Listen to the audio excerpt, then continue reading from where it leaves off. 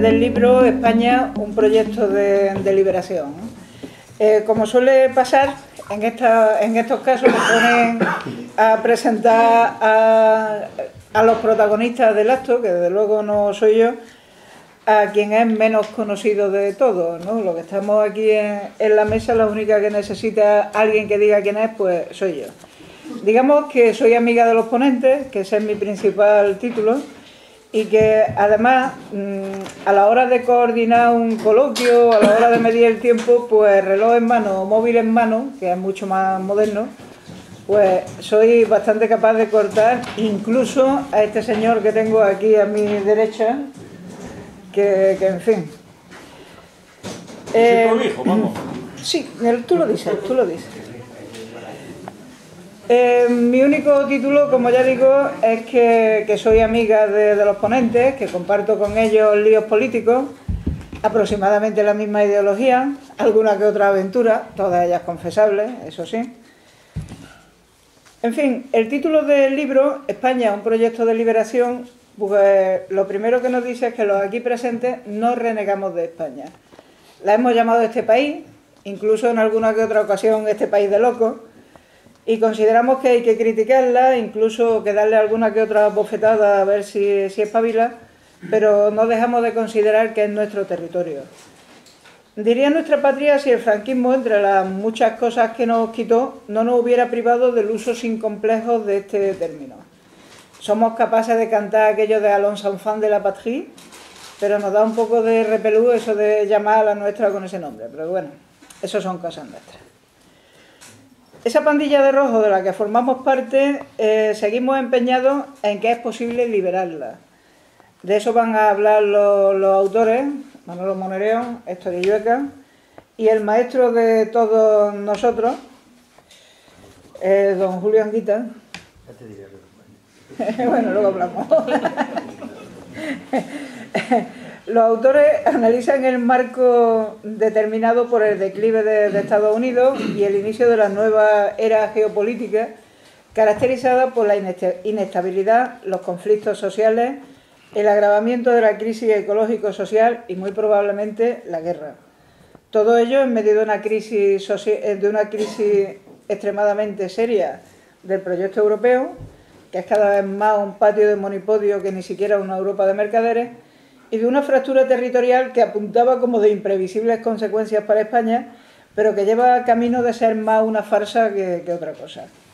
Aunque sigue estando de manifiesto que la organización territorial nacida de la Constitución de 1978 no complacía a nadie en ese momento y no es efectiva a largo plazo. Como lo explican los autores de esta obra, prologada por Pablo Iglesias, nuestro país se enfrenta a la necesidad de recuperar la soberanía y de reconstruir el Estado sobre bases democráticas.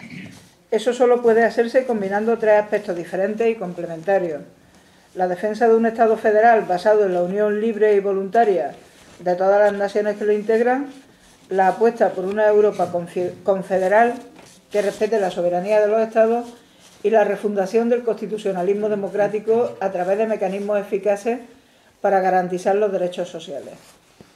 Se podrá estar de acuerdo o no, pero hay que abrir debate. Hay que huir de los senderos trillados, de los lugares comunes en el peor sentido del término y de lo políticamente correcto. Hay que arriesgar, porque ya no es hora de pusilánimes. Mariátegui, el padre del marxismo latinoamericano, hablaría de sentido heroico, de huir de la copia, de la necesidad de reinventarnos. No estoy de acuerdo con él en muchas cosas, pero en esto sí. A la calle, que ya es hora de pasearnos a cuerpo, pero no de formas algaradas más o menos lúdico-festivas, sino de sacar de donde los tenemos guardados los ideales, los pensamientos y las ganas de transformar el mundo que nos rodea. Ellos se van a explicar muy bien, casi siempre lo hacen.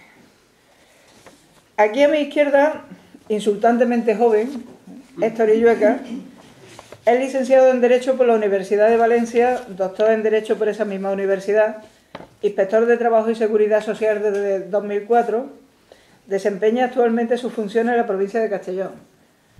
Es participante habitual en sistemas extrajudiciales de solución de conflictos laborales.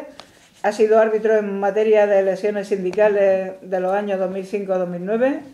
Ha impartido numerosos cursos y seminarios sobre diferentes materias vinculadas al ámbito de los derechos sociales y políticas públicas y es coautor del libro El huracán neoliberal, una reforma laboral contra el trabajo, del año 2012, que estudia críticamente los cambios percibidos en la configuración del derecho del trabajo y de la seguridad social desde la irrupción del neoliberalismo. Es un destacado especialista en el estudio del fenómeno de la descentralización productiva y de su impacto en el sistema de relaciones laborales, destacando su obra de Descentralización productiva y prevención de riesgos laborales en la obra de construcción, del año 2015, entre otras muchas, claro está. Lo conocí en el proceso de creación del Frente Cívico Somos Mayoría, donde compartimos también por un tiempo mesa estatal y algún que otro berrinche. Parece mentira cómo se puede enredar un chiringuito en el que lo único que repartimos es trabajo, que no hay dinero ni visos de conseguirlo, que además nos cuesta el nuestro propio y nuestro tiempo, que es la materia de la que está construida nuestra vida, y aún así hay peleas. Pero bueno, ahí estamos, nos va la marcha. Manuel Monerio es una de las mentes más lúcidas para el análisis político que conozco. Hay que presentarte bien. Muy bien, Pepa. Ya te dije que, en fin, que los amigos están para eso. Es un hombre de lengua afilada, de inteligencia más afilada todavía, y un teórico que trata de llevar a la arena práctica lo que nos ha estado siempre poniendo de relieve. Andaluz de Jaén, aunque no me lo imagino cogiendo aceitunas. Asesor de varios gobernantes y aspirantes a la presidencia en países latinoamericanos, lo conocí especialmente por su vinculación con Perú, en un momento en el que para mí era bastante más que un país andino. Experto en José Carlos Mariátegui, colaborador de Ollanta Humala en el logro de la presidencia y por lo que sé tan decepcionado como los demás con su desempeño. Ha sido militante del PC, de donde fue expulsado por no ser un comunista como Dios manda. También miembro de IU hasta que se fue a Podemos, el muy traidor, dejándonos ahí abandonados a nuestra suerte. Pero como nos echaba de menos, en el fondo, muy en el fondo, terminó encabezando la candidatura conjunta de Unidos Podemos por la provincia de Córdoba y sin que sirva de precedente consiguió el escaño. Nos representa como portavoz adjunto de la Comisión Constitucional, miembro de las comisiones de Defensa, de la Supervisión del Pacto de Toledo y suplente en la Delegación Española de la Asamblea de Parlamentarios de la OTAN. Todas ellas de relleno, como se puede apreciar. He dejado para el final a Julio Anguita, maestro ante todo de los que se empeñan en enseñarnos a pensar. Hombre comprometido, coherente y en primera línea desde hace muchos años. No porque no sepa volver a unos lugares más en retaguardia, sino porque no lo dejamos. No nos resignamos a que se quede con sus artículos, su partida de dominó, su gimnasio y su familia.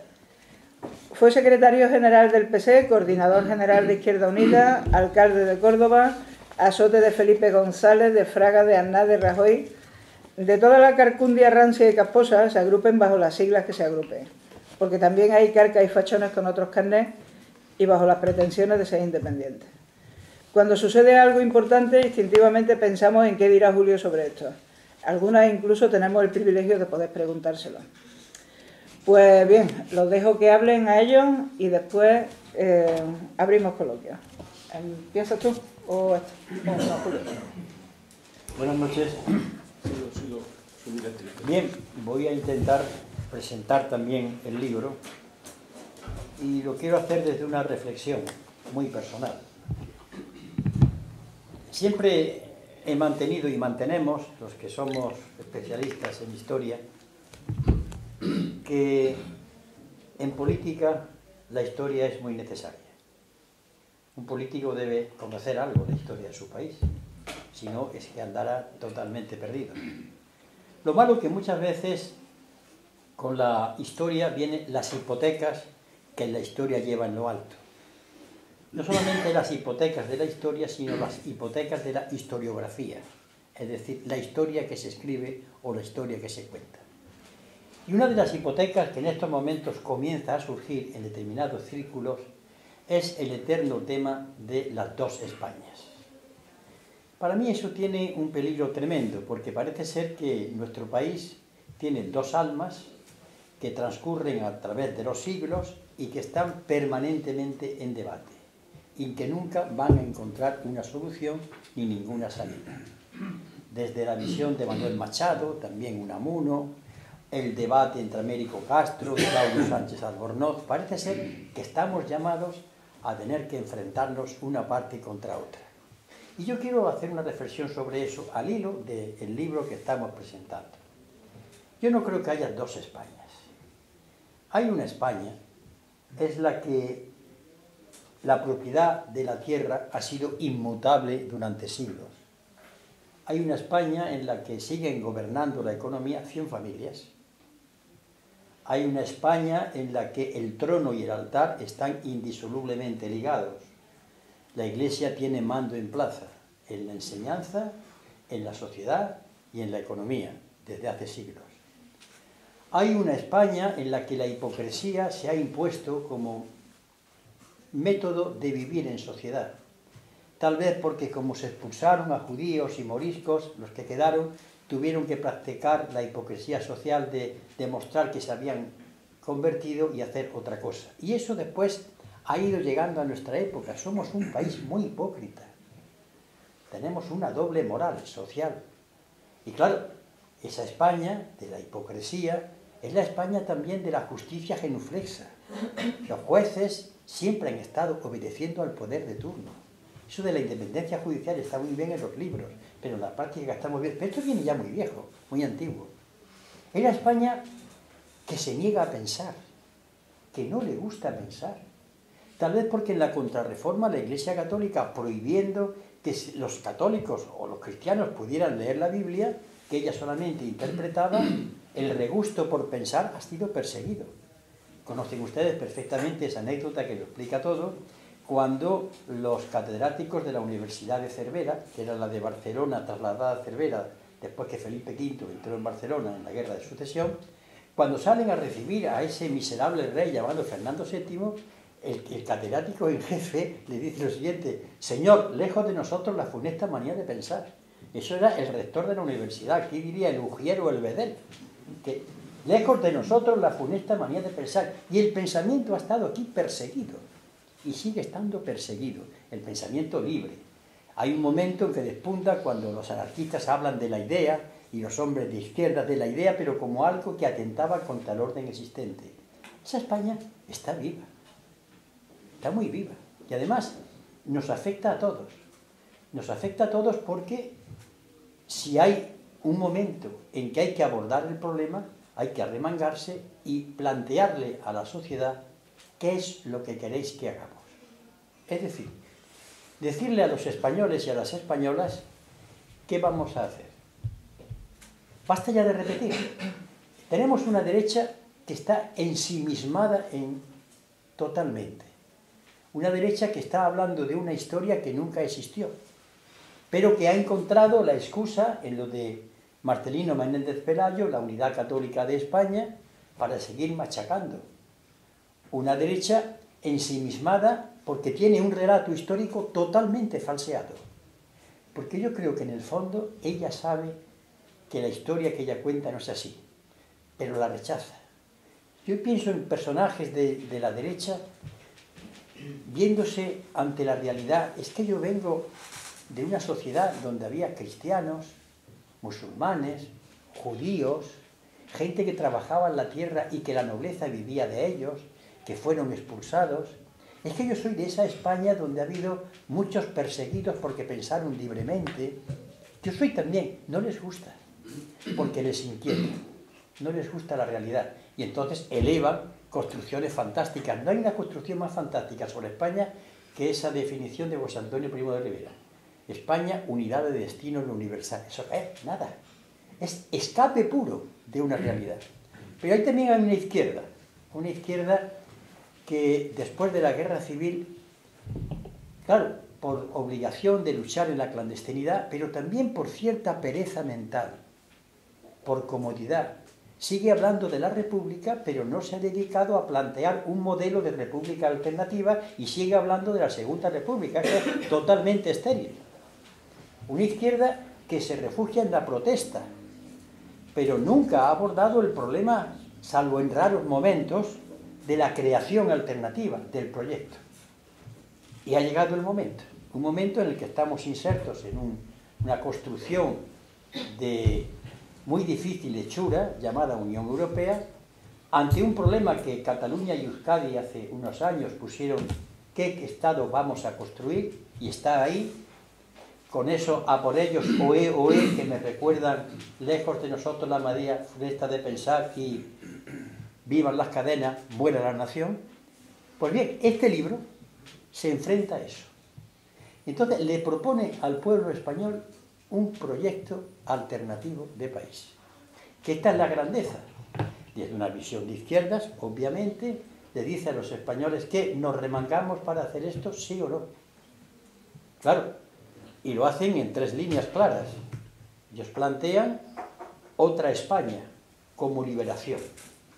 Pero como liberación de las clases sociales oprimidas, que a veces oprimidas con el consentimiento de ellas. Vamos a decirlo claro, ¿eh? Si no nos explica determinado voto en determinadas cosas. Un proyecto para construir otro Estado que sea querido por todas sus partes. Y otro proyecto de sociedad y otro proyecto de construcción europea. Ellos lo van explicando como una respuesta a este mal que viene de este siglo, que no es de las 2 Españas, sino de no haber cambiado nunca la estructura de la propiedad. Y van pergeñando y van desarrollando sus respuestas. Tanto a la construcción europea, donde retoman una idea que ya fue defendida hace tiempo de la construcción de las patrias, el papel fundamental de los Estados en la construcción de una Europa nueva, con unos valores que son los derechos económicos y sociales de la mayoría, que estén reconocidos para que sean ejercidos directamente, y el compañero Illueca ya lo desarrolla muy bien, porque conoce muy bien el tema del trabajo. Plantea una España federal, obviamente república. Una monarquía federal a mí no me entra en la cabeza, ni a ellos tampoco. Obviamente una España federal en donde se enfrentan al tema de los territorios que la componen, y hay algo que yo estoy totalmente de acuerdo. Incluso la posibilidad de la asimetría federal. En otros países ha habido estados federales donde no todas las partes tenían las mismas competencias, porque muchos de ellos tampoco las querían. Y plantea naturalmente la cuestión de los derechos en esa futura España. Derechos que se garantice por la nueva Constitución, que esos derechos se apliquen inmediatamente. Y claro, esto les lleva a la última parte del libro, a hablar del famoso proceso constituyente. Termino. Yo creo que este libro, en cierta medida, es un intento de dar una respuesta ante los españoles y decirles, bueno, ¿qué vamos a hacer? Ya está bien de quejarse, ya está bien la izquierda lastimera, ya está bien. Vamos a coger un proyecto y vamos a poner a enfrentarnos y a explicárselo a la gente. Para mí es la grandeza del libro, que no se queja, que no llora, que no insulta, sino que propone, desde el conocimiento de aquello que quiere cambiar. Yo por eso, en fin, aconsejaría que se leyese detenidamente, porque nos va a servir a todos para las actividades que tengamos que hacer, no solamente en el campo de la política, sino en el campo de la cultura y en las relaciones sociales. Nada más.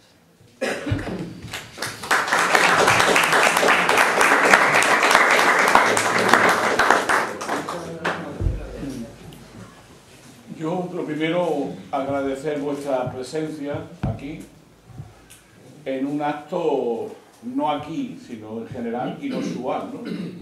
Que es presentar un libro, ¿no? Algo que es anacrónico. No es algo normal, ¿no?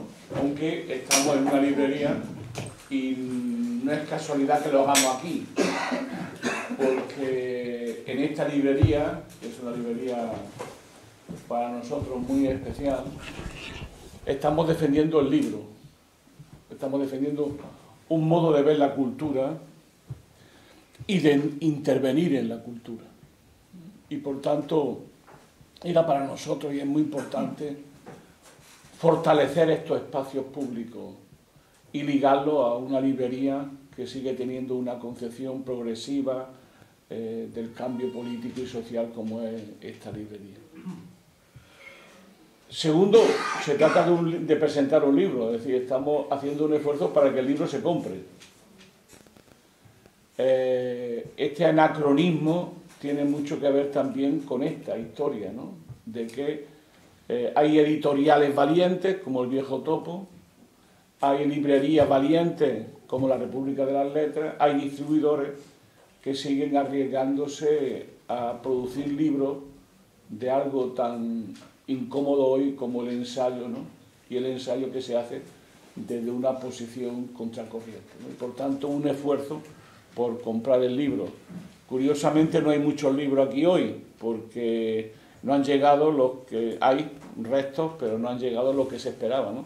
Y podemos estar al borde de un chiste a lo Lepe, ¿no? De presentar un libro que no existe.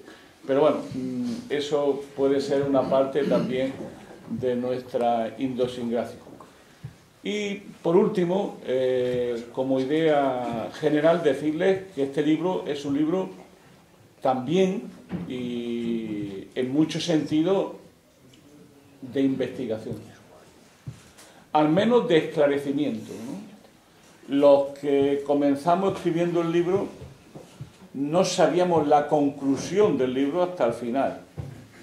Es decir, a nosotros el libro nos cambió. Llegamos a conclusiones que no teníamos al inicio del libro y que se vio al final en el título. Ya el título era algo que nos ponía los pelos de punta hasta nosotros mismos, ¿no? Nos faltó quizás, a mí, porque esto lo tira más que yo, me faltó a mí poner lo que tendría que ser el título: España, un proyecto de liberación nacional. Nos quitamos lo de nacional, pero era lo que queríamos decir, lo que no me atreví yo, para no terminar siendo pues una rara avis en este país, pero era lo que nos llevaba al libro, es decir, a una liberación nacional. Entonces, reivindicar España, que se libere como nación, rápidamente te sitúa fuera de lo que podemos llamar, no ya lo políticamente correcto, que nunca hemos estado, sino más allá del debate. ¿Y cuál es el debate real? Que casi todos los términos que se emplean hoy en la política están marcados como las cartas, y son falsos. Por ejemplo, venimos de un debate que es absolutamente falso desde el punto de vista teórico y desde el punto de vista de un análisis, yo diría que con cierto rigor de las palabras, ¿no? Que es el asunto de Cataluña, ¿no? Llevamos 2-3 años en un debate donde el meollo del debate es falso. El meollo del debate, ¿cuál es? ¿No? Teóricamente es la secesión o el ejercicio de la autodeterminación de un país que está en otro país, que es Cataluña, que ejerce su derecho a decidir para ser soberano e independiente en el marco de la Unión Europea. Ese es el debate. Entonces la pregunta es, oye, ¿y qué soberanía e independencia se tiene en el marco de la Unión Europea? Porque ese es el trasfondo de... Es decir, se dice todos contra Madrid, pero ¿Madrid qué poder tiene? Si el señor Montoro, para aprobar los próximos presupuestos, se tiene que ir a Bruselas, negociarlo con Bruselas, y luego una vez que ha negociado con Bruselas lo viene aquí para que el Parlamento español lo ratifique. Es decir, somos un país con una soberanía limitada, que por cierto es una contradicción en términos, un país con una soberanía limitada, un país que no decide las reglas fundamentales de su quehacer colectivo, que no se autogobierna y por tanto es un país que no tiene soberanía nacional. Y por supuesto el soberano no es el pueblo español. Entonces, claro, ¿qué soberanía tendría Cataluña que no tenga en España en el marco de la Unión Europea? Ninguna, como nosotros. Es más, como sería mucho más pequeña y tendría menos poder político, tendría aún menos de lo que ya tiene el Estado español. Luego meterse, entre comillas, con Madrid, eludiendo meterse con Bruselas, es parte de, claro, solamente una fuerza, que es la CUP, Es la única que ha señalado esa contradicción, pero sigue apoyando a un gobierno y a un partido político marcado por el 3%, ¿no? Que es la otra cara de la realidad, ¿no? Por tanto, la primera cosa que hacemos en el libro es un intento de ver la realidad con ojos limpios, más allá del debate actual que nos parece increíble, ¿no? Que se dé tal como se está dando. Y por otro lado, lo que reivindicamos es el derecho de España, de sus pueblos, de su ciudadanía, a decidir y autodeterminarse como pueblo. Y decidir su autogobierno como pueblo. Nuestro derecho a decidir como españoles el tipo de política económica a definir, el tipo de escuela a definir, el tipo de sistema fiscal a definir, el tipo de modelo productivo a definir. Eso es lo que queríamos nosotros y queremos nosotros y queríamos nosotros hacer. Y ese es nuestro análisis, o una parte de nuestro análisis. Hay dos cosas sobre las que ya voy a hacerlo y terminar para que haya realmente coloquio y que no nos vayamos a las 11 de la noche. Es sobre dos puntos, ¿no? Que es el sentido de la época y una reflexión sobre las cosas de Italia, que a mí me afectan mucho. El sentido de la época, ¿no? O sea, la primera cosa que hacemos en el libro, ya el segundo que hacemos esta reflexión, Héctor y yo, es muy simple. Estamos cambiando de época y lo estamos haciendo delante de nuestros ojos. Los cambios son tan importantes, tan radicales, que no somos capaces de tomar cuenta de ellos. Y en el libro lo que hacemos es recoger 2, 3 capítulos donde explicamos esos cambios donde entran. No solamente decimos que hay un cambio de época, explicamos cuáles son los elementos de ese cambio de época. Y nos arriesgamos a decirlo con toda claridad cuáles son sus elementos.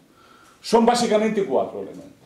Por un lado, los cambios a un capitalismo que lleva ya en su seno la próxima crisis, es decir, el capitalismo financiarizado es un específico modo de ser del capitalismo que tiende a crisis periódicas recurrentes y que ya estamos esperando la próxima, y todo el mundo la está esperando. Es decir, ahora mismo eso ya, lo que no sabemos es cuándo llegará, pero la característica de este capitalismo es tener la especulación en su centro, y por tanto ya no es un capitalismo. Básicamente se ha producido una ruptura entre el capitalismo productivo y el capitalismo financiero, dirigido ya por el capitalismo financiero y por su inmensa y gigantesco beneficio, que son depredadores, es un capitalismo senil, sin ningún tipo ya de proyecto histórico. En segundo lugar, es un capitalismo que está cambiando de hegemonía. Ustedes saben muy bien que cada fase del capitalismo está marcada por un hegemón, es decir, cada fase del capitalismo está marcada por un país que ejerce la hegemonía y marca el tipo de capitalismo que realmente existe históricamente, ¿no? Se ha hablado del modelo genovés español, del modelo holandés, del modelo británico, del modelo norteamericano, y ahora lo que estamos es en una transición geopolítica donde está cambiando, donde el hegemón ha entrado en crisis, que es Estados Unidos, y donde emergen otras potencias que desafían al hegemón. Eso se llama, desde el punto de vista político-militar, la trampa de Tucídides. Como ustedes recordarán bien, Tucídides no escribió sobre la guerra del Peloponeso y fue el primer autor de nuestra cultura que se metió en ese combate entre una Esparta que estaba siendo cuestionada por Atenas y nos contó toda esa guerra. Pues la trampa de Tucídides es donde estamos ya. Es decir, estamos ya en los desafíos de una potencia que está siendo cuestionada, que es Estados Unidos, y los cuestionadores o el cuestionador de esa potencia, que es básicamente China, en una alianza estratégica con Estados Unidos, perdón, con Rusia, en torno a lo que se llama el órgano de cooperación de Shanghái. Estamos hablando de que ahí está ya la mitad de la humanidad articulada frente a Estados Unidos. Desde ese punto de vista, nunca, excepto seguramente en 2 momentos históricos, una trampa de Tucídides se ha resuelto sin una guerra. Y por lo tanto, los peligros de guerra y de choque serán enormes. Sin eso no se entiende a Donald Trump. O sea, Donald Trump no es una locura de un loco millonario. No, no. Es la reacción de una parte de Estados Unidos. Fíjense ustedes que no ha habido políticos más vilipendiados por la élite norteamericana que el mismo Donald Trump. O la élite europea, que dicen perrerías de él. Eso nos debería pensar de que algo está pasando que se nos escapa. Y lo que se nos está pasando es que una parte de Estados Unidos está reaccionando frente a esa pérdida de hegemonía y va a luchar por esa hegemonía desde posiciones de fuerza, usando lo que tiene Estados Unidos, que nunca se dice. 700 bases militares en todo el mundo, ellos solo tienen más de la mitad del presupuesto militar mundial y ya por si fuera poco tienen 250.000 soldados disponibles para ser movilizados prácticamente en 20 días. Eso es lo que tiene Estados Unidos. Y sobre eso se va a basar el señor Donald Trump, su lucha política. Ese es el segundo problema. El tercer problema, sí que lo hemos estudiado mucho, sí que es muy importante, que es lo que podemos llamar, que todo esto se da como dato nuevo frente a otra época histórica, una crisis ecológico-social de enorme dimensión. Crisis ecológica, disputa por la hegemonía y conflicto militar es un nudo gordiano de gran calado, que es el nudo gordiano que nuestra civilización va a tener que afrontar muy pronto. Es decir, las tres cosas esas juntas es un nudo terrible. Crisis ecológico-social, recursos escasos cada vez más en disputa, disputa por la hegemonía entre grandes potencias y ya por si fuera poco la cuestión político-militar como definitoria de estas decisiones. Y la cuarta gran cuestión que planteamos es lo que llamamos la crisis del occidentalismo, que sería la crisis de la hegemonía cultural de Occidente en el mundo. Esas cuatro cosas, a mi juicio, lo tenemos delante de nuestros ojos. Nosotros la venimos discutiendo y analizando desde hace años y nos parece que es el marco en el que nos vamos a situar. Y termino. Le damos mucha importancia a los temas europeos. Para nosotros la Unión Europea se ha convertido en una máquina de hacer fascista, nacionalista y extrema derecha. Es decir, es lo que llamamos el momento Polanyi. Yo presenté el libro de Polanyi aquí, un libro que se escribió en el año 1945, se publicó, y me reivindico a él. Y los que quieran entender este mundo de hoy tienen que leer a Polanyi. El libro se llama La Gran Transformación, está publicada. Y porque estamos en el momento Polanyi. ¿Por qué está ocurriendo? O sea, la Unión Europea es una obra de ingeniería capitalista. Es una serie de planificadores, empleo la palabra conscientemente, planificadores capitalistas han organizado una Europa o una parte de Europa con un objetivo, que es hacer irreversible el neoliberalismo. Es decir, esta especificidad del capitalismo salvaje que tenemos. Repito, la Unión Europea es una obra de ingeniería planificada, organizada por los estados y por las clases dirigentes. ¿Para qué? Para fundamentalmente impedir un cambio de modelo económico, es decir, impedir que la gente luche y superen el neoliberalismo y más allá la lógica del capitalismo. Eso tiene consecuencias enormes. ¿Quién ha defendido eso hasta el final? Más que nadie, la socialdemocracia y la izquierda en general. En un momento, después del fracaso del programa común francés, la izquierda europea se fuga de la nación, se fuga de la patria, se fuga del Estado.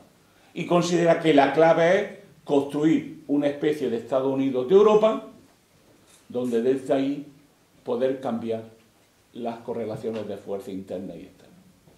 Al final, lo que eso hace es constitucionalizar el neoliberalismo como el único horizonte de lo posible.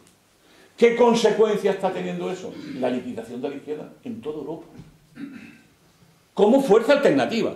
Y cuando hablo de la izquierda estoy hablando especialmente de la socialdemocracia, pero más allá de la izquierda. ¿Por qué es muy importante lo que está pasando en Italia? Porque en Italia ha sido el país donde ha tenido la izquierda seguramente más fuerte, de luego sin duda, de Europa. Y en las últimas elecciones lo que queda de la izquierda ha sacado el 1,1%.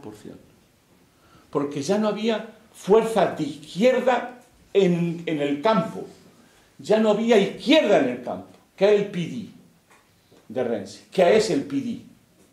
Y lo otro era 5 estrellas y lo otro era la alianza de Berlusconi, con el que yo considero que es el político más fuerte hoy en Italia y el que tendrá más futuro, que se llama Matteo Salvini, que es el que ha convertido la Liga del Norte, la ha convertido en la Liga de Italia. Y que ha obtenido cerca del 17% de los votos, a un punto del PD, a un punto del PD. Es decir, delante de nuestros ojos estamos viendo el fin de la izquierda, el fin del movimiento obrero como sujeto histórico, el fin de un proyecto de liberación social y nacional, que era de donde nacemos. Estamos viviendo una época histórica tremenda. Y sin embargo este pequeño país, este país que apenas si nos gusta, es el único país donde la izquierda crece y el único país capaz de hacer, después de Islandia, una huelga feminista y una movilización como la de ayer. Hay que tener esperanza en este pueblo, hay que tener esperanza en esta sociedad. Porque aquí, de nuevo, como en los años 30, esa es una opinión mía muy personal, España sigue siendo el eslabón débil de esta Europa que se va a la derecha y que no es capaz de generar ni paz, ni trabajo, ni libertad. Muchas gracias.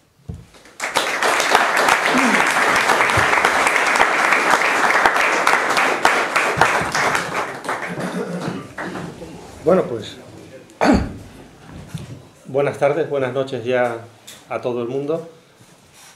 Lo primero que quiero hacer es agradecer al colectivo Prometeo la amabilidad que ha tenido a la hora de presentar el libro y a la librería La República de las Letras por acoger este encuentro. También a Pepa por sus palabras y a Julio por la presentación tan amable e inteligente que ha hecho.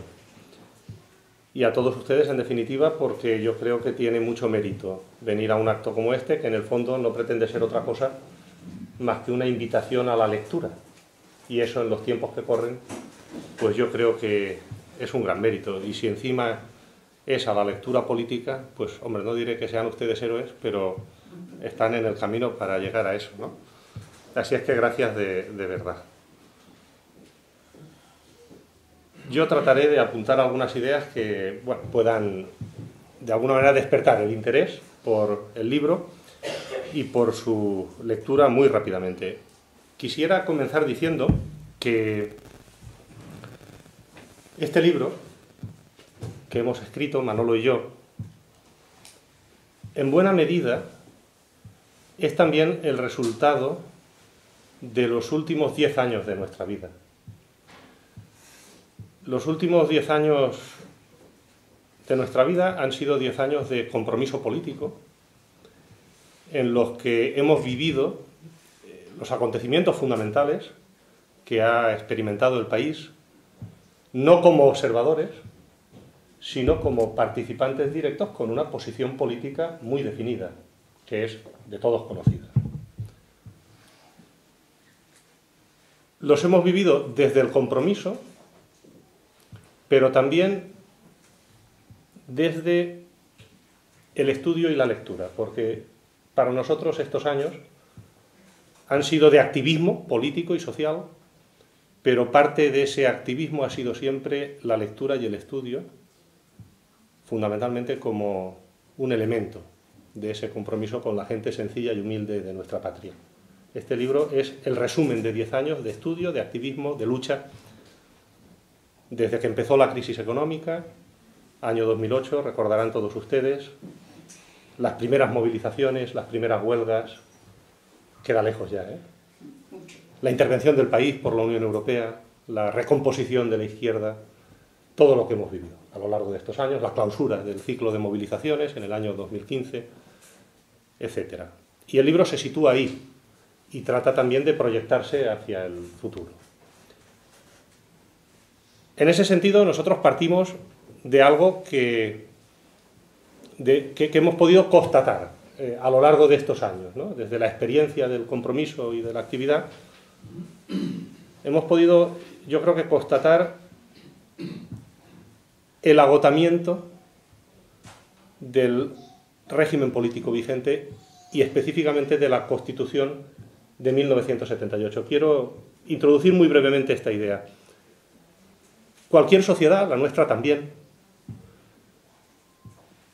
tiene que ser capaz de hacer una síntesis política de sí misma.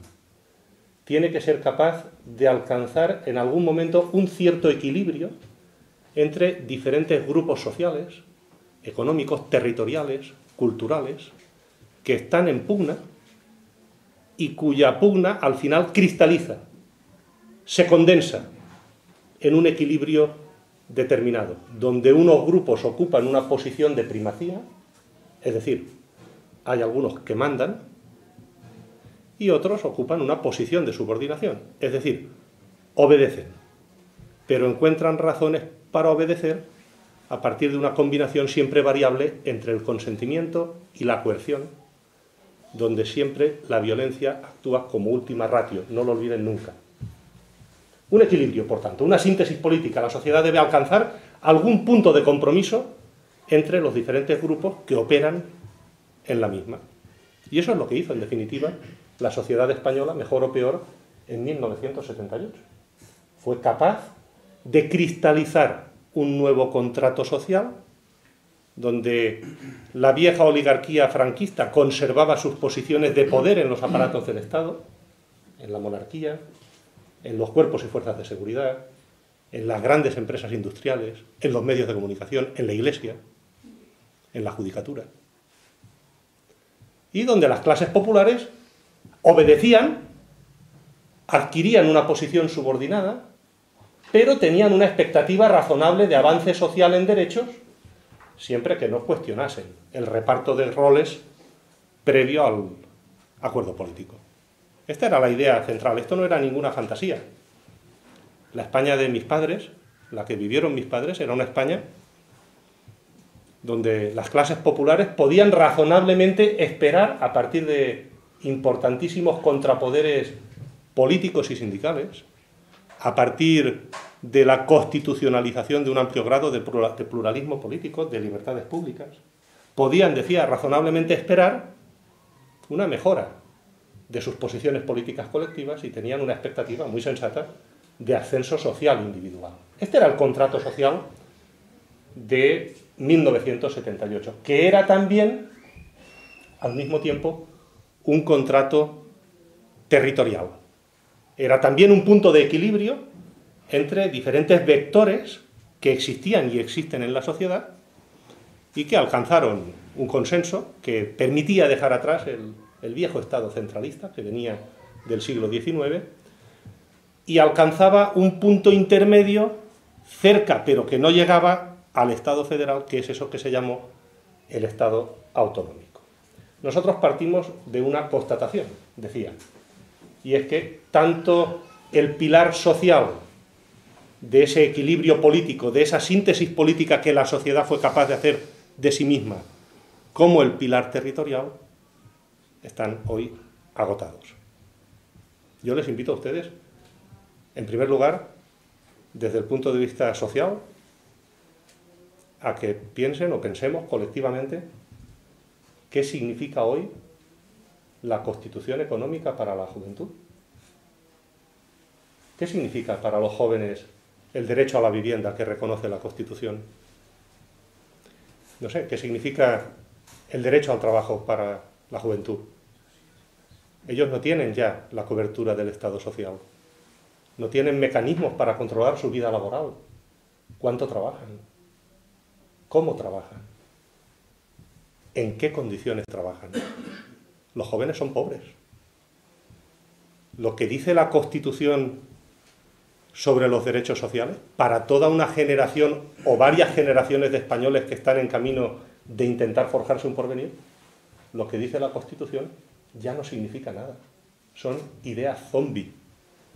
Nosotros tomamos esta expresión de un sociólogo alemán muy importante que se llama Ulrich Beck y creímos que definía muy bien esta idea. Son conceptos, expresiones que siguen funcionando porque en el pasado designaban cosas, pero que hoy, para la inmensa mayoría de la juventud trabajadora, ya no significa absolutamente nada. Está completamente agotado. Esa es la realidad que ustedes pueden comprobar con el solo hecho de observar el mundo que les rodea. No vale la pena extenderse mucho en el agotamiento del modelo territorial. Para eso solo tienen que poner en marcha la televisión. Y verán rápidamente que en España se ha roto el consenso sobre la cuestión territorial. No creo que esté descubriendo nada. La cosa seguramente empezó en 2003, cuando se aprobó ya el Plan Ibarretxe, y ya era evidente la grieta. Y continuó después con las tribulaciones del Estatuto de Autonomía de Cataluña, que se aprueba en 2005, como todos ustedes saben, y posteriormente en referéndum el 18 de junio del año 2006, declarado inconstitucional en la famosa sentencia 31/2010 en el año 2010, y a partir de ese momento y a partir de esa sentencia se genera todo el proceso de incubación y posteriormente de deflagración de la crisis territorial, sentencia que no creo tampoco que ofenda a nadie si digo que fue profundamente humillante para Cataluña. Una sentencia dictada por un tribunal constitucional, permítanme el detalle picante, con un presidente que era militante de carné del Partido Popular. Militante de carné, que anuló el Estatuto de Autonomía de Cataluña que había aprobado el pueblo catalán en referéndum. Yo vivía en Cataluña en aquel momento, viví desde el año 2003 al año 2010, es decir, prácticamente todo el proceso de incubación. Me destinaron allí como inspector de trabajo, estuve muchos años, me convertí en un catalán más y me enamoré de Cataluña y pude comprobar lo que cualquier persona que observase aquella realidad sabía perfectamente, y es que aquello que se aprobó en 2006 funcionaba, no había ningún problema. Yo era funcionario del Estado, no había ningún problema, funcionaba, y por razones ideológicas aquello se desmanteló y hasta hoy hemos llegado con Cataluña incendiada, y no me alargo porque conocen todos la situación, el anudamiento del malestar social y la cuestión nacional y la crisis territorial. Bien,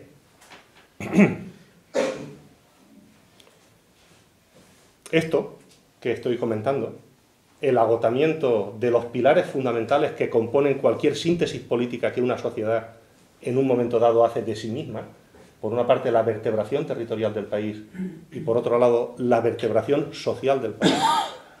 Esto no debería ser alarmante.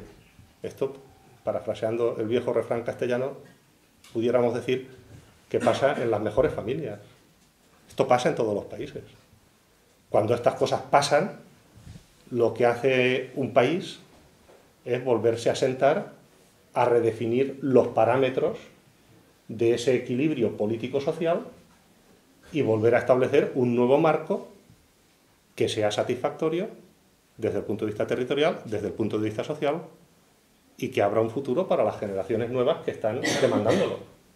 Esto es lo que se hace normalmente en situaciones en las que el modelo se va agotando. Yo creo que esto no es nada descabellado, lo único que significa es que lo que muchos de ustedes hicieron, algunos con más gusto y otros con menos, en 1978, pues no pasa nada, han pasado los años, ¿no? Ha ido envejeciendo y hay que volverse a sentar a replantear pues algunos parámetros fundamentales del acuerdo político-social en España. Esto no es dramático, no tendría por qué serlo, es lo más normal del mundo. Si existe zozobra en la sociedad, si la gente está preocupada, es porque sabe que la clase política se ha convertido en un problema, porque no es capaz de propiciar una nueva síntesis política de nosotros mismos que sea satisfactoria desde el punto de vista social y territorial. Si la gente está mosqueada y de manera más o menos consciente sabe que existe un problema serio que no se está resolviendo, es porque sabe perfectamente que hay poderes fácticos que han capturado el Estado y que lo han puesto a su servicio. Y eso hace que efectivamente haya una situación de bloqueo y de horizontes cerrados para nuevas generaciones y para aspiraciones que ahora mismo están bloqueadas en España. Y este es el problema central en el que nosotros intentamos hacer una reflexión política. Si España fuera un país normal, lo que tendría que hacer es volver a sentarse y volver a hablar de los parámetros de la vertebración territorial del país y de los parámetros de la cuestión social y de los derechos sociales. Nosotros damos algunas ideas para el debate, sin grandes pretensiones, de tener ninguna verdad absoluta. Pero yo sí que quiero, como mínimo, comentar algunas cosas muy elementales sobre estos temas. La primera, hay que restablecer el principio democrático en Cataluña. No podemos seguir así, estamos muy mal. No podemos seguir en una situación en la que el marco político catalán no tiene su origen en el principio democrático. No estoy diciendo que las últimas elecciones no hayan sido democráticas. Estoy diciendo que el marco en el que se desenvuelve la sociedad política catalana actualmente no es un marco democrático, es un marco intervenido. No es un marco de autogobierno. Y por lo tanto eso tiene que resolverse para que los catalanes tengan lo que tienen los andaluces, o lo que tienen los valencianos, o lo que tienen los gallegos. Luego podremos entrar a discutir si eso significa un referéndum pactado con el Estado sobre la independencia, que es una posibilidad, es democrática, y por lo tanto restablece ese principio, o si, como algunos pensamos, todavía no hemos agotado otras vías menos agresivas y hay espacio para un diálogo colectivo que, por ejemplo, cristalice en una gran propuesta de reforma constitucional donde primero votemos todos y luego cada uno vote lo suyo. Que, por cierto, esto que lo dices ahora y algunos se echan las manos a la cabeza, es lo que se hizo en 1978. Cuidado. Primero votamos todos y luego Andalucía votó su cosa y cada sitio pues tuvo su propia estructura institucional en sus estatutos de autonomía. Yo creo que ese camino no se ha recorrido todavía y creo que sería posible una reforma constitucional desde el punto de vista territorial que entroncase con las aspiraciones de una mayoría inmensa de la sociedad catalana. Esta sería la primera idea fundamental. Las líneas las desarrollamos en el libro y no quiero detenerme por no alargar demasiado esta intervención e ir llegando al final. Una de ellas la comentaba Julio. No podemos seguir cerrando los ojos al hecho de que estos años se han puesto de manifiesto aspiraciones de autogobierno en España. La idea de asimetría federal, en el fondo, tampoco es nada nuevo, ya existe. En España, la administración penitenciaria en unos sitios la gestionan las comunidades autónomas y en otros no se ha creído necesario. Pasa con la policía autonómica. ¿Por qué no podría extenderse a otros ámbitos? Como el régimen local, la organización territorial, incluso algunos aspectos de las relaciones exteriores. Oye, si en un territorio hay unos viñedos muy importantes con mucha capacidad exportadora, ¿por qué no pueden tener un representante comercial en tal sitio y tienen que ir a través de la embajada? No lo sé, es una idea, ¿no? Para que entiendan ustedes lo que estoy tratando de transmitirles. O lo que es el actual Senado, que es algo humillante desde el punto de vista democrático. Es antidemocrático y antifederal. Un Senado forjado sobre circunscripciones electorales provinciales, con elección mayoritaria y atribución del mismo número de representantes a todos los territorios, que es una cosa increíble, que impide que las comunidades autónomas participen en la dirección política del Estado. Fíjense ustedes en la paradoja. Ustedes, cuando hablan del Estado, en lo que piensan normalmente, primero de todo, es en la comunidad autónoma, ¿no? Cuando ustedes se ponen enfermos, quien les atiende es un profesional de la comunidad autónoma. sus hijos van a colegios, a institutos, a universidades que dependen de la comunidad autónoma. Es decir, para ustedes el Estado, y para ustedes, cuando digo para ustedes, digo para nosotros, para las clases populares, trabajadoras de este país, el Estado es la comunidad autónoma. Fundamentalmente, es luego otras cosas, pero primero que todo es la comunidad autónoma. Pues bien, resulta que con el actual Senado la comunidad autónoma está excluida de participar en la dirección política del Estado a través de la función legislativa. Es algo que no tiene sentido. Son fundamentales a la hora de relacionarse con los ciudadanos, pero están excluidas de la dirección política del país. Bueno, eso podría resolverse con un Senado federal en el que las comunidades autónomas tuvieran su papel, la idea de solidaridad, etc. Y desde el punto de vista social, otros elementos para el debate muy rápidamente que ya ha planteado Julio y que nosotros desarrollamos y que yo creo que podrían tener una enorme receptividad en la sociedad. Lo que nosotros decimos es muy sencillo. Vuelvo al principio de mi intervención ya para ir concluyendo. Hemos dicho que la Constitución del 78 es una síntesis política, ¿no? Un equilibrio. Cuando hablamos de equilibrio, cuando hablamos de síntesis, significa que unos ponen unas cosas, ¿no? Y otros pues ponen otras. Esto es un equilibrio. Bueno, pues en la Constitución del 78 pasa una cosa que resulta sorprendente. Lo que pusieron unos, la monarquía, incluso los derechos individuales fundamentales, no digamos ya el Estado autonómico, es sagrado, es intocable, no se puede cuestionar. Y si se cuestiona, caña. Y lo que pusieron otros, las clases populares, trabajadoras en la lucha antifranquista, en el periodo de transición política, los derechos sociales, la satisfacción de las necesidades de las grandes mayorías sociales, lo que pusieron otros, por no ser, no son en la Constitución ni siquiera derechos. Son principios rectores del ordenamiento jurídico, ¿no? Es decir, forman parte más de la retórica que del derecho como orden coactivo. Lo que nosotros planteamos es una idea muy sencilla, y es que, al final, todos los derechos, tanto los individuales como los colectivos, son estructuras administrativas financiadas por los ciudadanos para satisfacer necesidades sociales. Esto se ve muy claro en el caso de la sanidad, se ve muy claro en el caso de la educación, estructuras administrativas financiadas con impuestos para satisfacer una necesidad social. Pero pasa con todos los derechos. Piensen ustedes un momento en la inviolabilidad del domicilio, ¿no? Que se considera el derecho negativo por excelencia. No, el Estado no puede intervenir en el domicilio.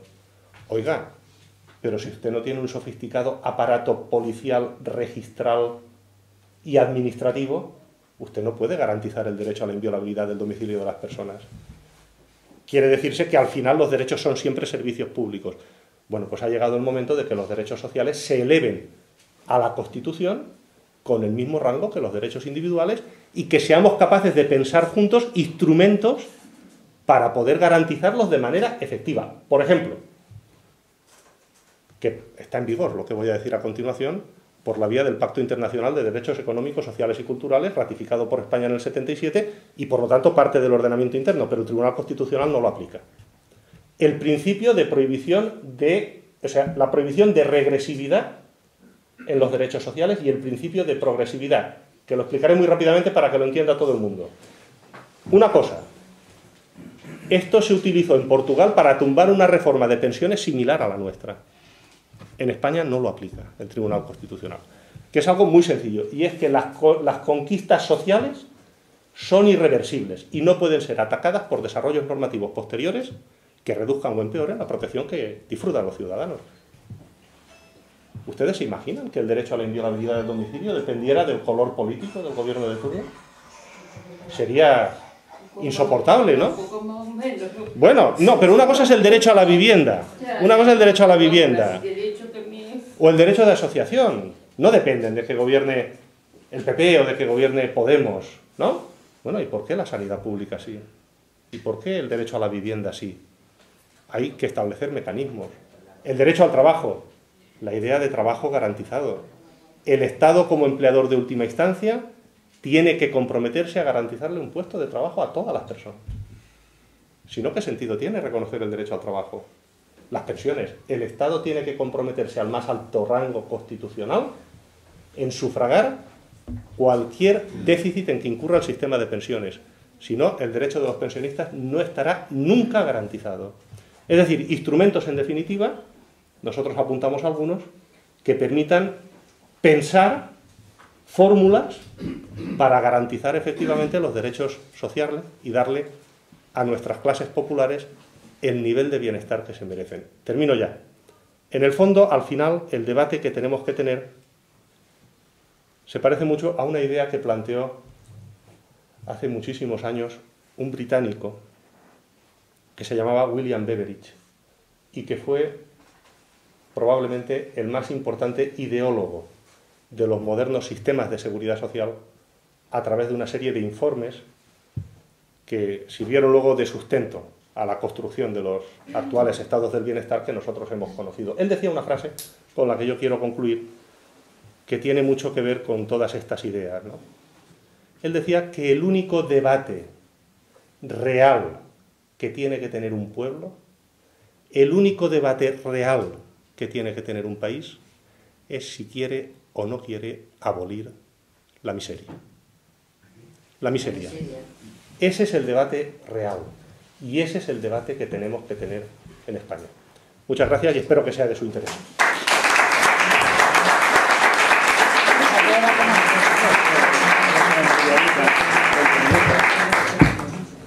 Bien, si hay alguna pregunta, yo creo que de cara a darle un poquito más de...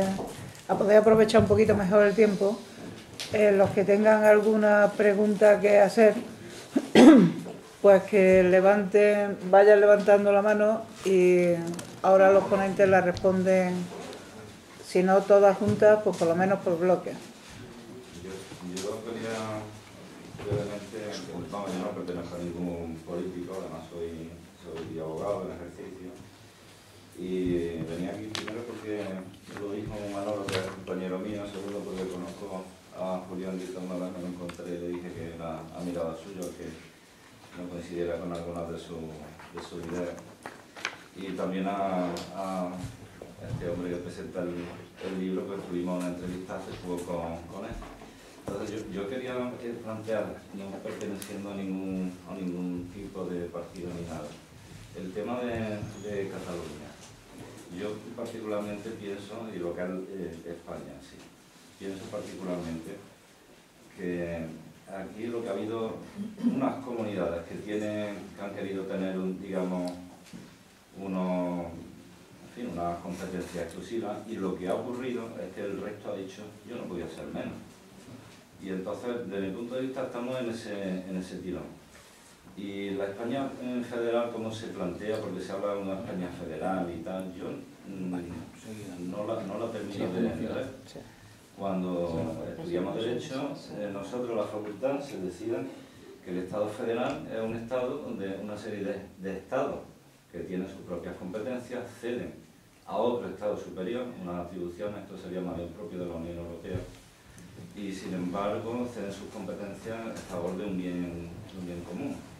Entonces yo plantear una España federal, me da igual el nombre que se le llame, donde existan distintos derechos y obligaciones en un territorio o en otro, es lo que no me parece que es lo que realmente está sucediendo en el tema de las comunidades autónomas. Porque en unos sitios existe un impuesto de sucesiones donde se paga muchísimo, se tributa muchísimo, y en otros no.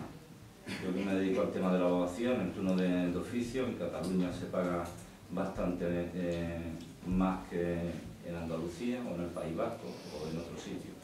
Entonces, al mismo trabajo y la misma profesión, iguales derechos para todos, ¿no? Eso es un planteamiento que yo, vamos, reflexión personal mía sobre este tema. Y luego, particularmente, pues tampoco,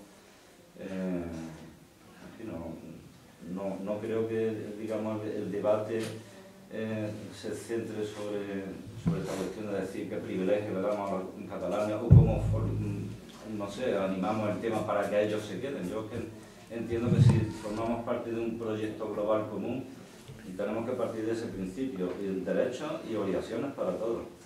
Y luego coincido con lo que decía don Julio, el tema de... Te pediría que concretaras porque es que... Bueno, ya está, solamente el tema histórico, que es lo que ha comentado. Efectivamente, partimos de una serie de bases, los españoles somos así por una serie de cuestiones, y a lo mejor lo que precisamente habría que cambiar es, digamos, la educación desde la base para que cambie esa mentalidad española. ¿Más cuestiones? Toda la vez no, por favor. Bien, pues entonces, cuando queráis. Termináis. O sea, yo... no os peleéis, que si no terminamos rápidamente, terminamos ahora. Yo insistí en una idea que hemos repetido Héctor y yo, que es la idea de el estudio, de la lectura. Es que es muy importante en este momento tener capacidad de juicio. ¿Por qué?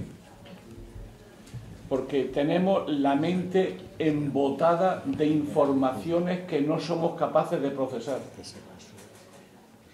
La clave está ahí. Tenemos que pensar nuestro mundo, tener conciencia de dónde va el mundo, y eso no es tan difícil. Una cosa es el análisis del mundo y otra cosa es la alternativa a ese mundo. Pero el análisis se puede estar de acuerdo con muchas posiciones políticas. Lo que nunca estaremos seguramente de acuerdo es qué alternativa le damos a los problemas. Pero es fundamental estudiar, volver a hacer seminarios juntos, grupos de lectura, sentarse y decir, vamos a reunirnos un vino, pero antes vamos a estar una hora discutiendo del libro, y que uno lea un capítulo, que otro lea otro capítulo, que otro haga un esfuerzo y lo haga. Primer punto que yo querría subrayar. Segunda cuestión, y ya termino. Es que no se puede hablar de España, insisto, sin saber que España no es un país soberano. Es que de lo que tú planteas hay un supuesto que ya no es verdad. Es que España no decide su destino. Me diréis, ¿quién lo decide? Teóricamente tendría que ser el pueblo español, organizado democráticamente, pero no es así.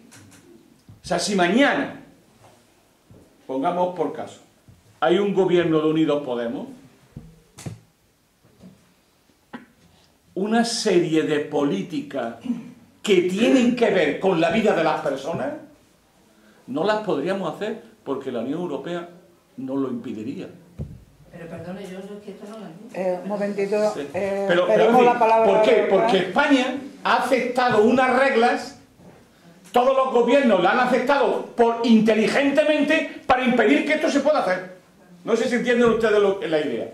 La idea es, en España, tanto el PSOE como el PP han aceptado unas reglas del juego que se llama Tratados de la Unión Europea, Tratados y Funcionamiento de la Unión Europea, que nos imposibilita hacer política democrática avanzada. Eso, donde lo hemos visto, ¿dónde ha sido? En Grecia. Llega un gobierno y lo que quería hacer el gobierno era aplicar su Constitución, que es lo que tendríamos que hacer nosotros, aplicar lo que dice la Constitución, convertir lo que dice la Constitución en un proyecto de vida colectiva y cumplirlo. Eso tendría que ser la labor de cualquier gobierno digno del país. Bueno, pues una gran parte de la Constitución española no se podría aplicar como parte de las políticas de la Unión Europea. Ese es el problema. Me diréis, ¿y esto es una barbaridad? Pues claro que es una barbaridad. Pues claro que es una barbaridad. Pero eso lo hemos consentido nosotros, votando a gobiernos que nos han amarrado para impedir que los que tienen la sartén por el mango la pierdan. Y el mecanismo, antes había un mecanismo, que lo hemos vivido todos, Era el miedo al golpe. El miedo al golpe. Yo creo que sigue existiendo ese miedo. Pero Perdón. el miedo al golpe.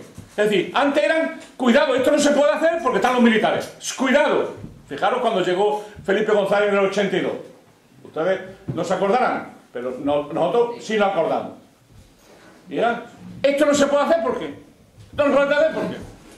Ahora ya han encontrado un mecanismo mucho más legítimo, mucho más querido, mucho más, ¿cómo diría yo?, menos visible, que es la Unión Europea. Entonces, consiguen lo que no han, consiguen amarrarnos las manos a la soberanía popular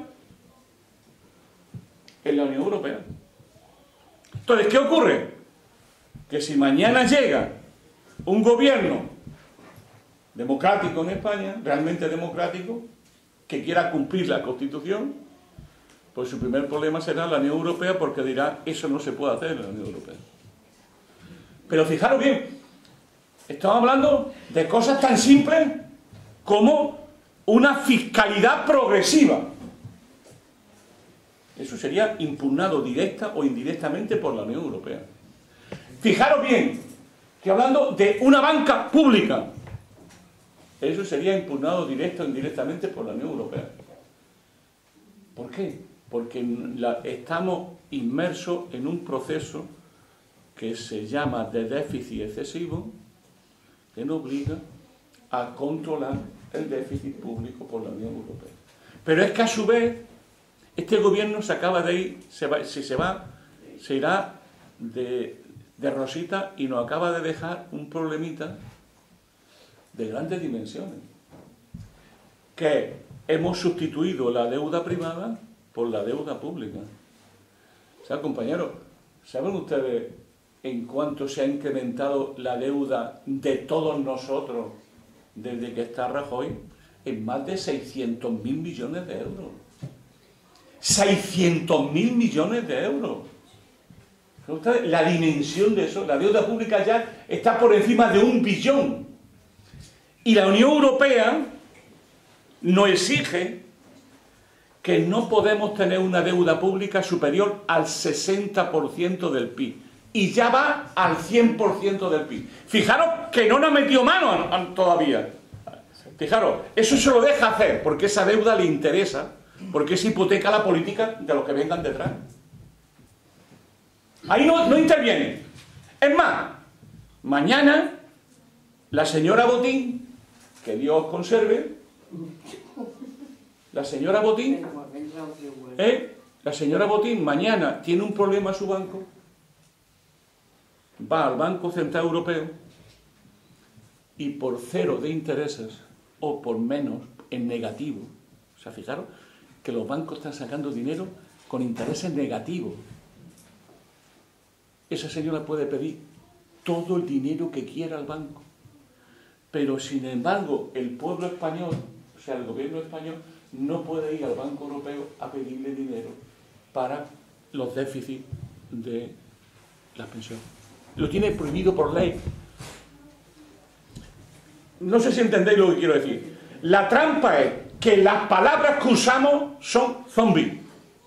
Antes decían cosas, pero ya no dicen nada. Es mentira. Y entonces aparece lo de Cataluña, que lo explicará mejor el compañero que yo, que lo conoce mucho más. Pero que es muy simple. Si tú, o sea, vamos a ver, Convergencia y Unión, no voy a entrar en el tema jurídico que lo hará esto mucho mejor que yo.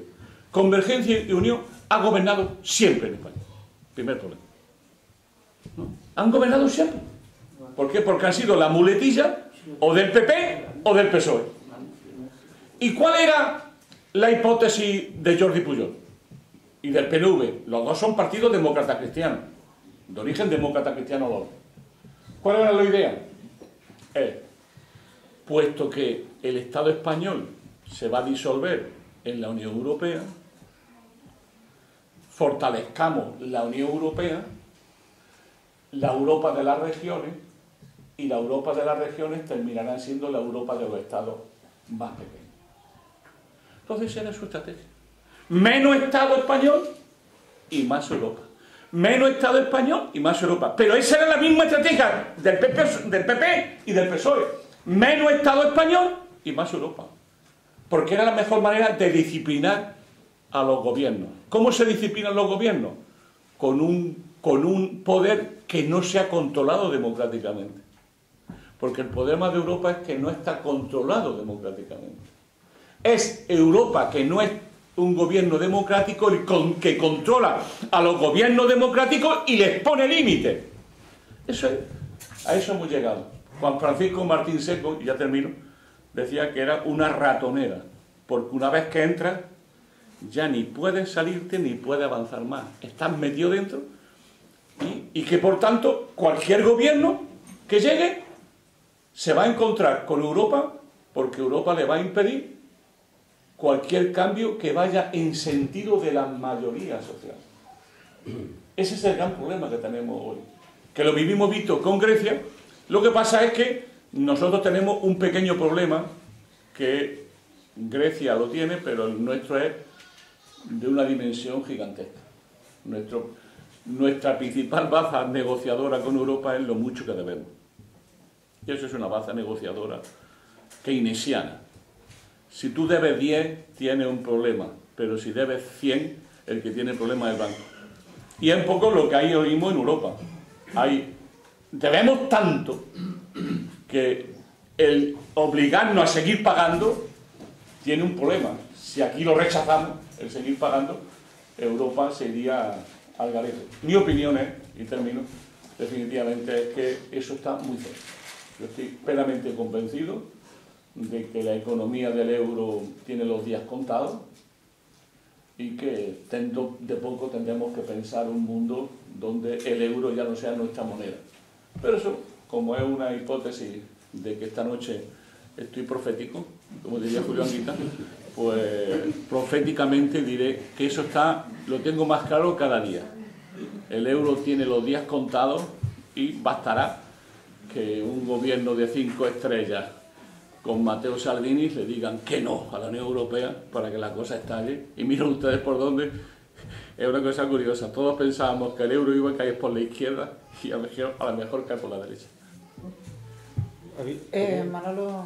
Sí, bueno, yo decir que el libro yo lo estoy terminando, prácticamente lo tengo terminado, creo que va a ser muy útil para mucha gente. Por eso, y gente que no está en esta órbita, que no piensa como nosotros. Es muy productivo el título ya así, el que la izquierda no te vamos a hablar de la palabra España sin ningún tipo de complejo. Y en esta época concreta donde, como ayer descubrimos que la gente empieza a tener programas por ellos mismos, los pensionistas empiezan a tener su programa, Julio? Y las mujeres ya tienen programas. Y estamos esperando que la juventud también lo tenga. Y cuando la gente se convierte en un actor, porque los políticos han fallado, y por necesidad la gente va a tomar la política en sus manos, tiene que tomarla en sus manos, ese libro da un montón de claves. Es un mapa, da luz, pero también nos invita a un viaje maravilloso que podemos cambiar en matices, pero que las líneas están ahí muy bien apuntadas. Y nada más que eso, que lo extendamos para que se convierta en un manual para mucha gente y bueno, pues que gracias a las mujeres, a los pensionistas y a la gente como Héctor y como Manolo por ayudarnos a recuperar la ilusión. Sí, que yo no, en principio además se me ha olvidado casi, pero yo, esto de que ceder soberanía sea antidemocrático, yo en principio es que no lo veo, porque bueno, nosotros bueno, como región tenemos unas ciertas atribuciones para hacer y nosotros decidimos entrar en Europa, es un proyecto ilusionante, que ahora mismo la cuestión económica es muy complicada y efectivamente donde está es muy complicadísima. Que luego habrá que meterle mano, pero no creo que ceder soberanía sea en principio antidemocrático. Habrá que bueno, pelear porque se oigan más voces aquí en esa Europa. Y luego una cosa que quería preguntar, ¿por qué España es un país hipócrita? ¿Sí? El compañero... Yo quería preguntar si guardáis alguna confianza en el PSOE de Pedro Sánchez, sí que podemos hablar de un PSOE de Pedro Sánchez de cara a las próximas elecciones. para llegar a un país. ¿Tú querías preguntar algo, querías intervenir? No, yo quería comentar el tema de que ha llegado un momento social con esto de la crisis, que realmente hay una amplia población de determinada edad que ha entendido miedo. Miedo al golpismo, miedo a la guerra, miedo a reaccionar, y esa gente no está ahora en la calle, vamos, pero en aquel momento, claro, la gente se replegó, y se replegó la mayoría de personas mayores de 60 y 70 y algo. Y eso fue latente, eso está ahí, ese miedo sigue latente. Hay gente que no damos miedo, evidentemente, y educamos para no tener miedo, pero que hay una población que tiene miedo. Miedo a lo que decía el compañero, el movimiento, la sombra de la guerra, los enfrentamientos, esa mala información que tenemos en los medios, que si China ataca, que si Corea hace, que... Yo creo que sí, que puede estar manipulando a la población, evidentemente nos manipulan e intentan eso, zombificarnos, pero que ese sentimiento está ahí, está en la calle, está en la gente. Por allí, por el fondo. Sí, me gustaría saber qué tiene que pasar en este país para que cambien realmente las cosas. ¿Cuál es el punto de inflexión donde ya no hay marcha atrás? Si porque se va la Unión Europea a garete, porque de otros va a garete, porque la movilización social es ya masiva. ¿Qué tiene que pasar en este país? Bien, pues alguna intervención más, porque con esto cerramos el turno. Sobre todo porque es que si no nos vamos a tener que quedar a dormir aquí, básicamente.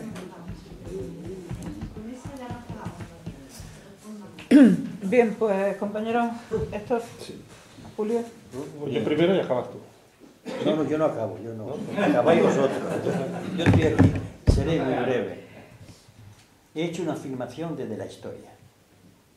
Este es un país que durante un tiempo, no solamente en el Córdoba califal, sino en Toledo y en otros sitios, pues convivían tres religiones con sus problemas, convivían, y donde la nobleza, escuche usted, estoy hablando de historia, la nobleza española vivía a costa de los moriscos que trabajaban en la huerta del país valenciano, a través de una cosa que se llaman juros, que caía sobre los que estaban escardando cebollinos.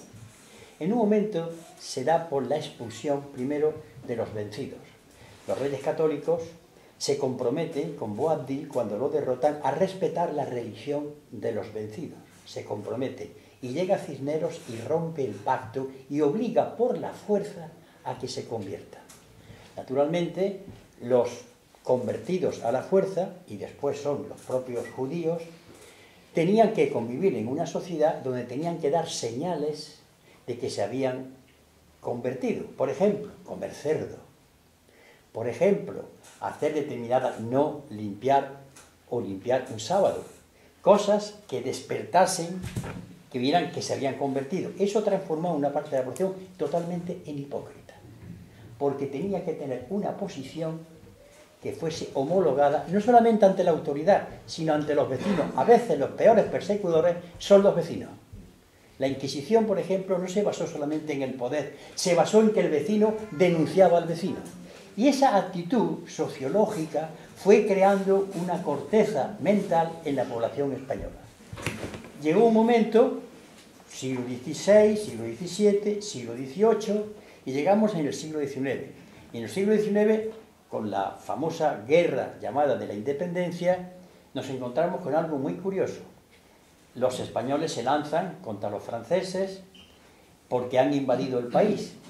Y la Iglesia, pues en sus sermones, anima a los guerrilleros a que combatan a los franceses, etcétera, etcétera.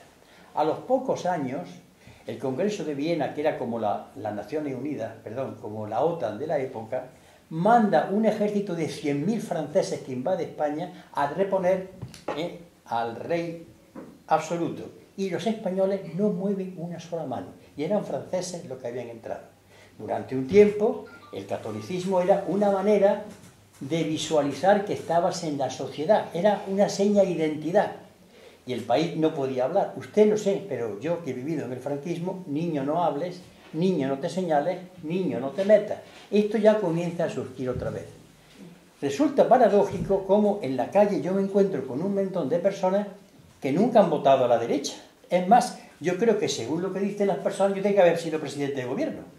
Eso es, no, esto es una broma, pero esto responde. ¿Por qué en las encuestas a pie de urna no se dan los resultados? Porque estamos todavía inmersos. Esto se forma durante siglos.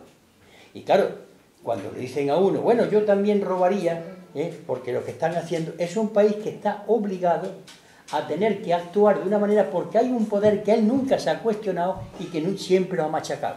Y la hipocresía que yo me refiero es esa, la hipocresía social, no la personal de cada persona, sino la hipocresía social. Somos un país hipócrita en ese sentido.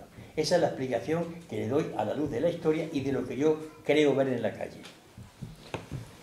Bueno, pues yo muy rápidamente, de todas las cuestiones que han planteado, que me parecen todas muy interesantes, ¿no? Yo empezaría, me sabe mal que se haya ido el compañero de Manolo Delgado, porque quería comentar alguna cosa a propósito del modelo federal, que de entrada él expresaba su simpatía con esa otra visión de España que de alguna manera a lo largo de la historia se ha ido desarrollando, y lo que quería en primer lugar transmitirle es que esa España no es en absoluto ajena al modelo federal y al federalismo. Aquí hubo una experiencia en 1873, en la Primera República, y posteriormente en la Segunda República ya se transitó hacia algo que iba por ese camino. No llegó, porque todos sabemos cómo terminó, pero ese era el camino, ¿no? Y de alguna manera la Constitución del 78 también es un avance que va en ese camino, y yo creo que lo lógico y lo que de alguna manera entronca más con nuestra tradición y sería fácil o relativamente fácil de hilvanar, sería una evolución hacia un modelo federal. El término federal, y es lo que quería comentarle, viene del latín foedus, que significa alianza, significa pacto. Él dice que está en contra de los privilegios, yo también. Es más, creo que precisamente el federalismo es incompatible. La idea federal basada en una alianza democrática es incompatible por principio con la existencia de cualquier tipo de privilegio. Si en algún momento he dado eso a entender en mi intervención, o Julio, cuando hablaba de la simetría, para nada estamos hablando de eso. Que en un lugar no se ejerza una competencia no significa que no se preste el servicio público. Lo único que significa es que en algunos territorios las competencias son una manera de ejercer el poder de forma más cercana y eficaz al ciudadano, como puede ser Cataluña, o mejor dicho, como podría ser a lo mejor Valencia, o como podría ser Murcia o La Rioja, y en otros sitios pues es un elemento fundamental de la personalidad política propia del territorio en cuestión, como puede ser Andalucía, o como puede ser Cataluña, y tienen una mayor necesidad de autogobierno, lo que no significa que existan privilegios, significa simplemente que las competencias se ejercen de manera diferente y no pasa absolutamente nada. Eso es lo que quería simplemente transmitirle, ¿no? Y luego, entrando ya en lo que comentaba, ¿su nombre es, perdón? ¿Yo? Sí. Estíbaliz. Porque me ha llamado mucho la atención. Yo no sé si estamos en desacuerdo. Antes de decir que estamos en desacuerdo, me atrevería, si usted me permite, a formularle una pregunta, ¿no? Que es la siguiente. ¿Usted cree que lo que ha pasado en Grecia es democrático? Lo que ha pasado en el sentido de ¿en qué momento? Lo que ha pasado de poner de rodillas a un país que se había expresado democráticamente en un referéndum a favor de unas determinadas políticas y le cierran los bancos. Y lo intentan rendir por hambre. Y lo obligan a humillarse delante de todo el planeta, generando un escándalo que no tiene precedentes. Eso, Estíbaliz, tú sabes como yo, bueno, te tuteo, que eso no tiene nada de democrático. Mira, incluso podríamos recomendar aquí un segundo libro que yo me he tragado estos días, son 800 páginas, pero se lee de tirón, que es, créanme, la autobiografía que acaba de publicar Yanis Varoufakis. Se titula Comportarse como adultos, y cuenta su experiencia como ministro, ¿no?, de un gobierno dirigido por Alexis Tsipras, ¿no? Y te voy a contar una de las anécdotas que cuenta él y que tiene que ver con lo que tú planteabas, que en todo caso está muy bien planteado, ¿eh? No me parece mal discutirlo en absoluto, al contrario, este es el debate que hay que tener. Lo que dice Varoufakis, con quien yo además no estoy de acuerdo en muchas cosas, ¿eh? No es que yo sea fan suyo ni mucho menos, ¿no? Más bien todo lo contrario. Como político, como economista es otra cosa. Pero voy al grano. Lo que cuenta Varoufakis es lo siguiente. Él llega a la primera reunión de una cosa que se llama el Eurogrupo, ¿no? Que es una especie de grupo informal que es donde se toman las decisiones, donde está el del FMI, donde está el de la Comisión Europea, donde están los ministros de Economía. Ya de entrada podemos discutir tú y yo, o nosotros, ¿no? Y nosotras, si es democrático que en un grupo informal se tomen las decisiones. Oiga, los procedimientos, ¿no? La democracia, esas cosas. Bueno, el Eurogrupo.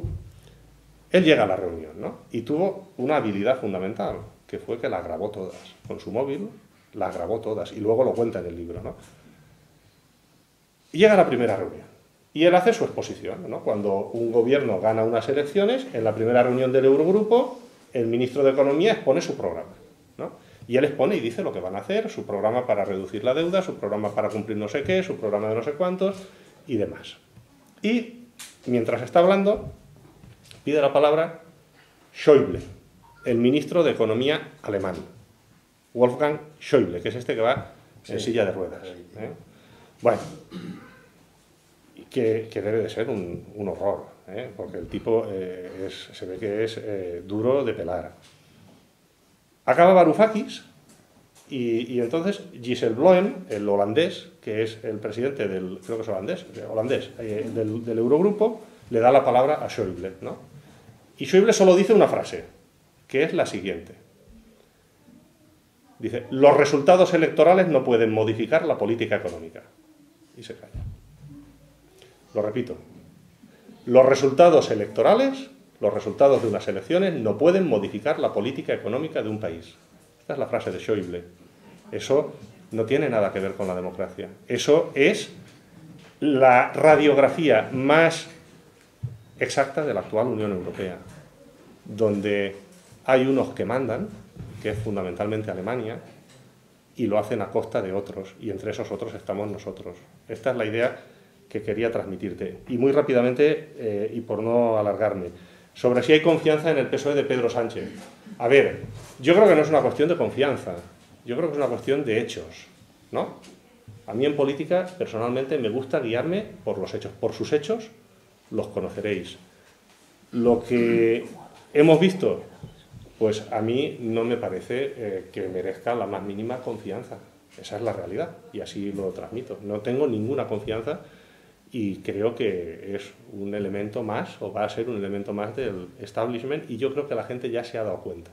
Y que ese soufflé de cuando salió elegido, con un discurso anti-establishment, que es al final lo que a él lo catapulta, forma parte del pasado, ¿no?